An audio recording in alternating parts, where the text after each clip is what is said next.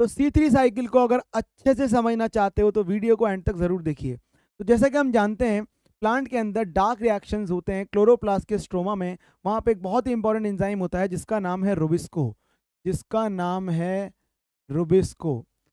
सबसे पहले एक 5 कार्बन की शुगर जिसका नाम है RUBP, राइबिलोज 1,5 बिसफॉस्फेट, जिसमें कार्बन है प्यारे बच्चों कितने, 5 कार्बन है। तो 5 कार्बन वाला RUBP और एक कार्बन आता है किसमें, CO2 में। इन्वायरमेंट से CO2 आई है तो 5 और एक 6 कार्बन हो गए। इन दोनों को जोड़ने का काम, इन दोनों को जोड़ने का काम मतलब क्या कहलाएगा, कार्बोक्सिलेशन। तो यहाँ पे पहला स्टेप होता है हमारा कार्बोक्सिलेशन, जिसमें PGA के 2 मॉलिक्यूल बनते हैं, PGA के 2 मॉलिक्यूल बनते हैं और PGA में कार्बन होते हैं 3। तो 5 कार्बन RUBP में, एक कार्बन CO2 में, टोटल हो गए 6। 3 कार्बन होते हैं PGA में जो कि एक एसिड है, उसके बनते हैं 2 मॉलिक्यूल, मतलब टोटल कार्बन अभी भी कितने हो गए, 6 कार्बन। यहाँ तक आने में कोई ATP नहीं लगती, कोई NADPH नहीं लगता।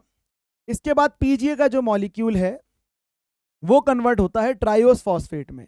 ट्रायोस फॉस्फेट जो कि एक एल्डिहाइड है, PGA जो कि एक एसिड है, तो हमें करना पड़ेगा क्या, रिडक्शन। तो दूसरा स्टेप होता है हमारा रिडक्शन, जिसमें 2 ATP कन्वर्ट हो जाती हैं ADP में और 2 NADPH कन्वर्ट हो जाते हैं 2 NADP प्लस में।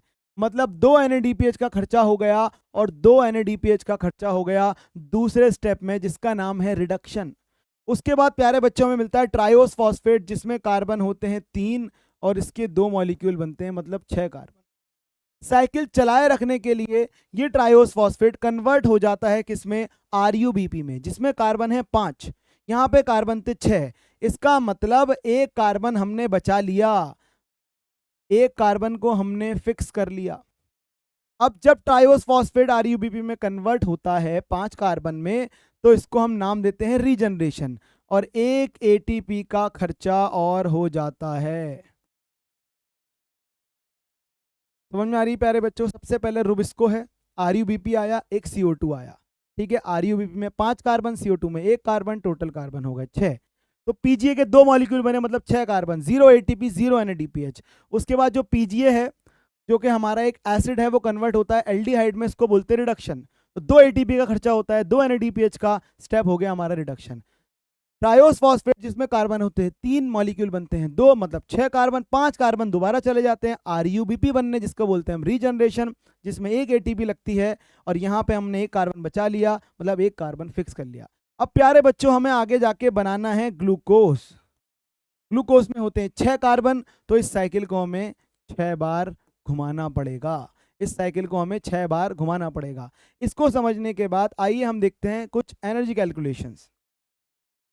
तो पहला स्टेप था कार्बोक्सिलेशन, 0 ATP 0 NADPH। अगला स्टेप है रिडक्शन, 2 ATP का खर्चा होता है और 2 NADPH का। प्यारे बच्चों ये ATP NADPH कहाँ से आए, हमने लाइट रिएक्शन में बना लिए थे, ठीक है, थाइलाकॉइड के अंदर। रीजनरेशन में लगती है 1 ATP। देखा आपने, 0 ATP 0 NADPH पहले स्टेप में, दूसरे में 2 ATP 2 NADPH और तीसरे स्टेप में 1 ATP।